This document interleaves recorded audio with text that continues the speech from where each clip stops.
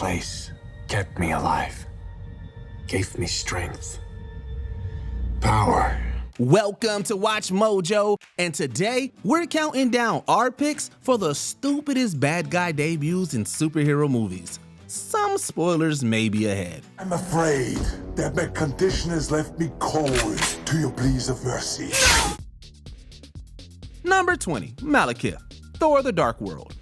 This Thor movie is widely considered one of the worst in the MCU, and unfortunately, Christopher Eccleston's Malakith is a big part of it. Millennia ago, the most ruthless of their kind, Malakith, sought to transform our universe back into one of eternal night. In the comics, Malakith is a charismatic and fiendish villain, but you wouldn't know that if you only watched this film's opening scene. The exposition-heavy and colorless battle doesn't translate his charm from the comics to the screen. The evil elf's dull introduction ultimately paints a poor picture of a generic bad guy with little interesting powers and little personality. Malakith was vanquished, and the ether was no more. Or so we were led to believe. Sadly, the rest of the movie isn't any better. Number 19, Enchantress, Suicide Squad. When Amanda Waller pitches her Suicide Squad initiative over dinner, audiences get debriefed on just who June Moon and her supernatural other half called the Enchantress are. I'm talking a flying spell casting, making shit disappear witch. A sorceress from another dimension, another world. Archaeologist Dr. June Moon. Nothing spells spooky like wacky title cards and monotonous voiceover. Seeing the archaeologists meet and get possessed by a powerful demon sounds really cool. But the problem is that by burying everything in tedious amounts of Waller's narration, they just tell way more than show. Where is this witch? In my pocket. While they later set her up as the movie's big bad, both the giant info dump at the start and the pointless romance with Rick Flag really kill all of the hype. Number 18, The Absorbing Man, Hulk. When Bruce Banner's dad David is revealed to be this film's version of the Absorbing Man, it's a surprise, just to say the least. I'll go.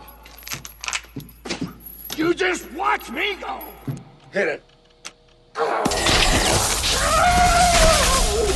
The scene when he supercharges himself into this new dangerous form and fights his own son is admittedly cool, but also super chaotic. In terms of an adaptation, it's just not quite what we were expecting. The Absorbing Man from the comics is hardly someone with a legion of passionate fans, but the radical departure from the source material is a surprising creative choice regardless. That's right. Keep fighting.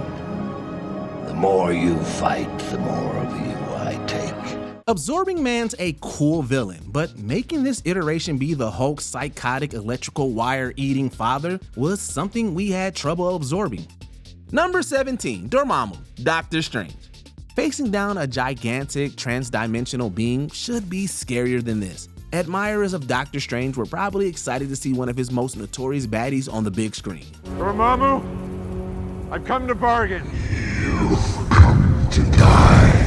What they got though was a brief cameo that barely tapped into the deity's potential. In order to save Earth, Strange confronts Dormammu in the Dark Dimension, using the Eye of Agamotto to trap both beings in a time loop. Strange then repeats his bargaining in death with no end in sight, wearing down on Dormammu's sanity. Stop! Make this stop! Set me free! No, I've come to bargain. In the source material, Dormammu is an ancient, all-powerful force that exists beyond the full comprehension of our universe. But here, he's apparently defeated by simple irritation. Can we use a time loop on this one, please? Number 16, Cletus Cassidy, Venom. Serial killers are known to be eccentric, and Cletus Cassidy is no exception. But his truly odd grand debut in the mid-credits for Venom was kind of a comedic train wreck. Hi, Eddie. Hey. Seriously, what is this? It's like a minute or two of Woody Harrelson trying to be meta about the whole sadistic killer trope thing, but he's rocking such a horrible wig that it's kind of distracting. It gets laughably bad later when Cassidy says a clunky line of dialogue that's meant to set up the sequel. When I get out of here, and I will, there's gonna be carnage. We get it's hard to be overly critical of just a short mid-credit scene, but this introduction just looks like it borders on parody. Number 15, Modok, Ant-Man and the Wasp, Quantumania. It's no secret that Modok is a comic relief character, but beyond the goofy design is a fun villain who fans have long adored. Welcome back to the quantum realm, Scott.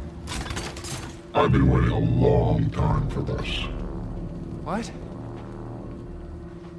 Is someone in there? So essentially ignoring all of his backstory to make him actually just a deformed Darren Cross who got stuck in the quantum realm was a huge fumble. It also doesn't help that the CGI of him is utterly horrendous. Darren is dead!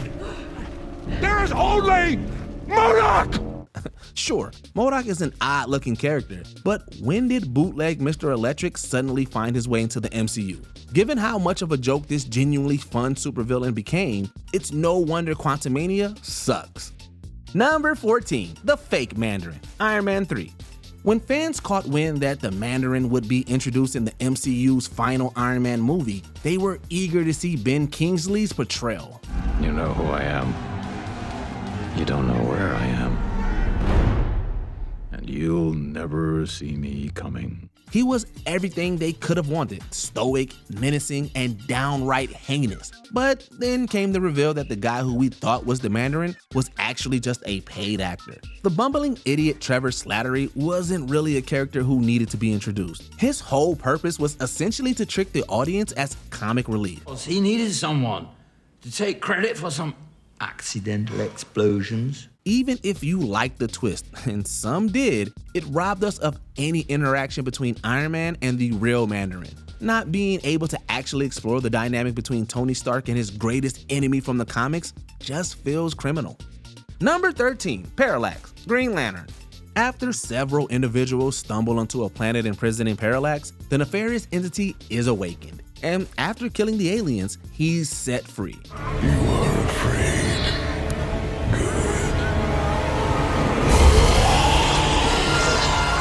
To the scene's credit, it establishes Parallax as a threat, but any tension goes away once you get a better look at the villain. He's like a disproportionate head that morphs into a cloud for the rest of the movie. Maybe it wasn't the smartest idea to use Parallax as the main villain for this critically panned film. With my own eyes, I saw this creature induce fear in our finest warriors and then feed on that fear.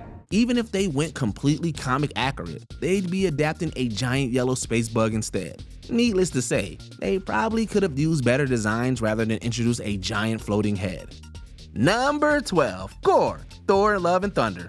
Love and Thunder character assassinated Gore pretty much right from the jump.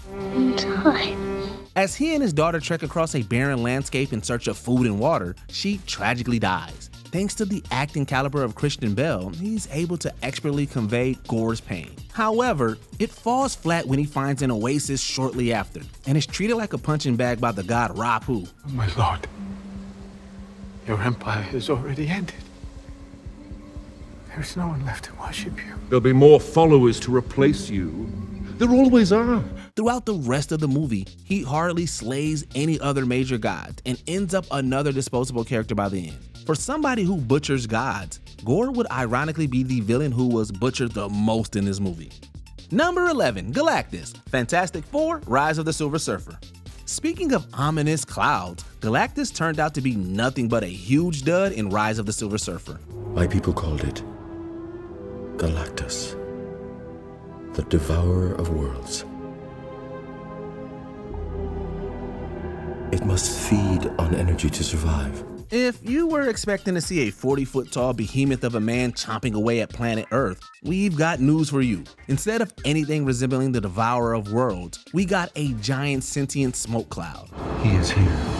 The visually stunning Marvel character was reduced to nothing more than a dark and gloomy weather anomaly. You know, at least Parallax had a face. Galactus had virtually no discernible features, and this lack of a significant presence made his live-action introduction a serious bummer. Number 10, Emma Frost, X-Men First Class. Colonel Hendry? Yes, ma'am. Emma Frost, Sebastian Shaw's associate. Emma Frost is a powerful mutant that can read minds, cast illusions, and turn into a diamond form. Unfortunately, she lacks the power to care about anything. When Frost encounters Colonel Hendry at the Hellfire Club, she barely shows emotion and speaks in a monotone way. Even when both Shaw and Hendry talk about a potential nuclear war, she looks completely disinterested. And you're looking at war. Nuclear war. With Frost's insane range of powers, she could easily command the room. But instead, she just takes orders and looks bored. Frost is a glorified henchman rather than her own independent character. And January Jones's performance leaves us cold. Where's Azazel? Number 9, Blackheart, Ghost Rider. Angels only in there.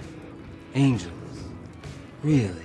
In Ghost Rider, a demon named Blackheart arrives on Earth to find a cursed contract that would grant him supreme power. However, he looks like the frontman of a 90s emo band rather than a powerful being of darkness. After he murders a bar full of people for no reason at all, his dad Mephistopheles shows up and tells him not to pursue the contract. Blackheart responds by trying to act tough before whining to his dad. Your time will come. But not now. We both know you can't harm me here. I'm not like you. I've never fallen. He acts like a teenager going through an angry goth phase. And honestly, Nicolas Cage's transformation sequence into Ghost Rider is scarier than this whiny demon. If you had given me what was rightfully mine! It's all mine. Until the end of days. Number 8, Bullseye, Daredevil. Well, the Irish piece of trash.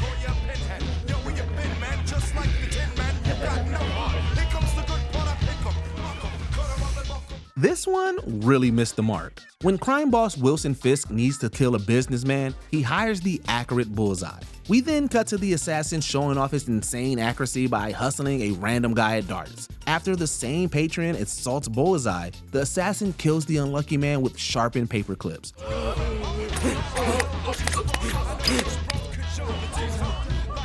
And did we mention that the assassin only communicates in grunts throughout the entire scene? We can only guess that Colin Farrell's interpretation of Bullseye is supposed to be unhinged, but instead it comes off as childish. His cartoonish actions are completely out of place with the darker tone of the movie. Number 7, Joker, Suicide Squad. Oh, kinda, Daddy. Pardon? Oh.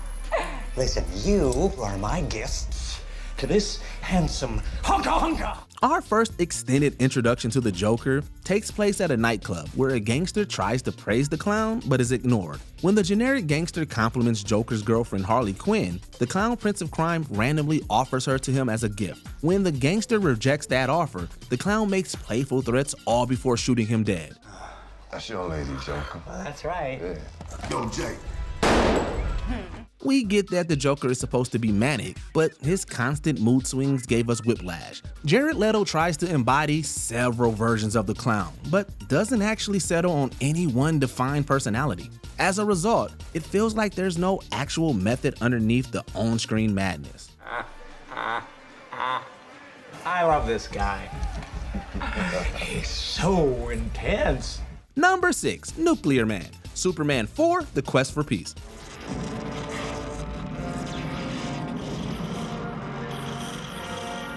If you're going to take down Superman, you'll need a powerful villain. Nuclear Man certainly fit the bill. Created when Luthor combined Superman's DNA with a nuclear explosion, this ripped villain looked frightening and seemed pretty formidable. And then he spoke. For reasons that are never adequately explained, Nuclear Man introduces himself with Lex Luthor's voice. You are nothing.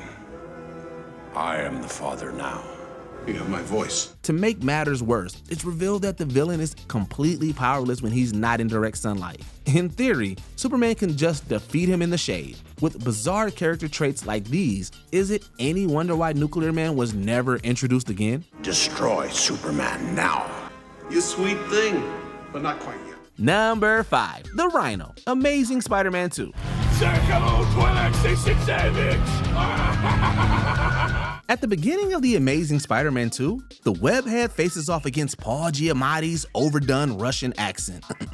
We mean the Rhino. The Rhino recklessly hijacks a truck of radioactive canisters, all the while Spidey and 2 gangsters desperately try not to drop any of the canisters. When he faces Spider-Man, it's clear within seconds that Rhino doesn't stand a chance. This is bad. I'm gonna be right back.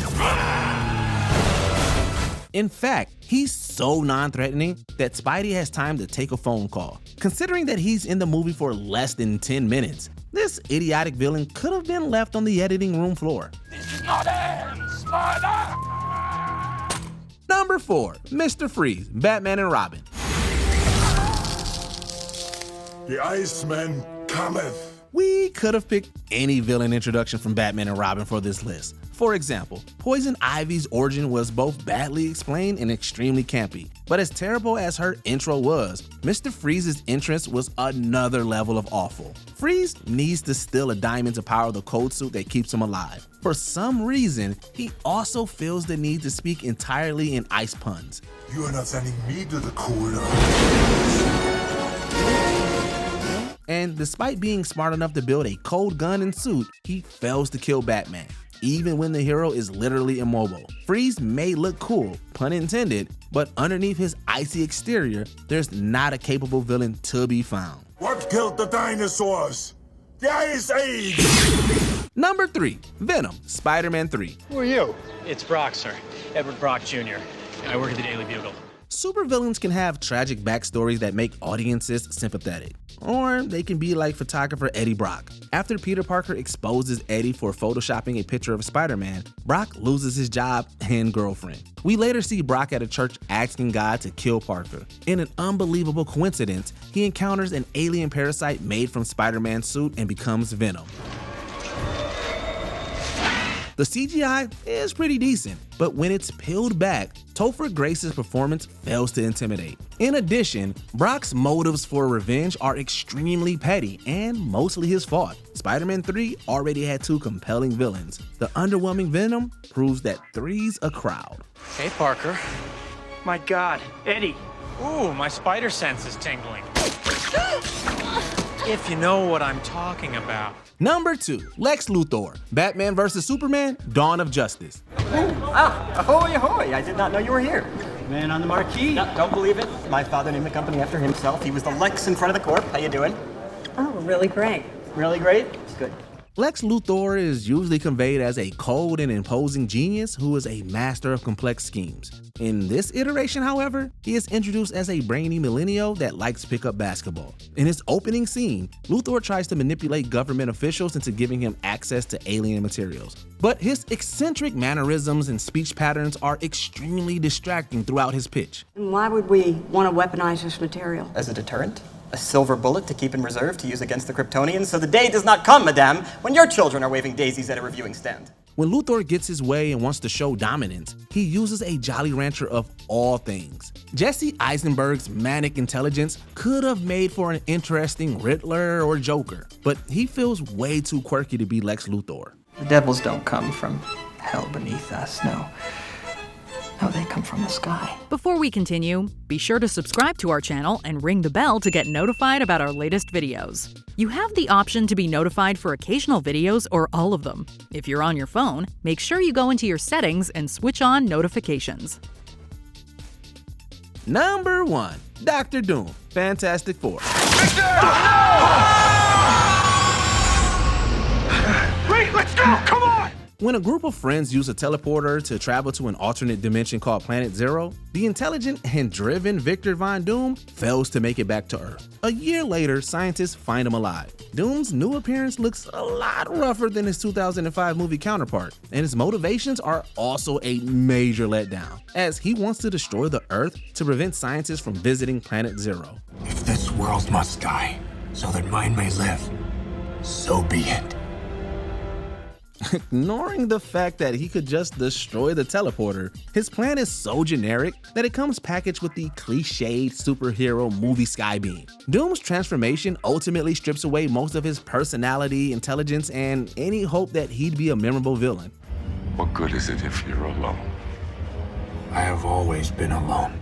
Is there an awful antagonist arrival that we missed? Introduce them in the comments below. What is happening? Did you enjoy this video?